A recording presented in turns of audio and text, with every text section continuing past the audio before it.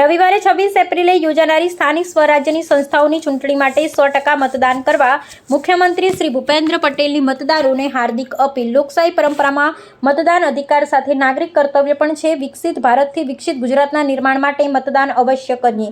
મુખ્યમંત્રી શ્રી ભૂપેન્દ્ર પટેલે રાજ્યમાં તારીખ 26 એપ્રિલે યોજાનારી સ્થાનિક સ્વરાજ્યની સંસ્થાઓની ચૂંટણીમાં 100% મતદાન કરવા સૌ નાગરિકોને અપીલ કરી છે। લોકશાહીના આ પવિત્ર મહાપર્વમાં રાજ્યના તમામ મતદારોને ઉત્સાહભેર મતદાન કરવા તેમણે અનુરોધ કર્યો છે। મુખ્યમંત્રી શ્રી ભૂપેન્દ્ર પટેલે નાગરિકોને આપેલા સંદેશામાં જણાવ્યું છે કે લોકશાહીમાં મતદાન માત્ર અધિકાર નથી પરંતુ નાગરિક તરીકેનું પવિત્ર કર્તવ્ય પણ છે।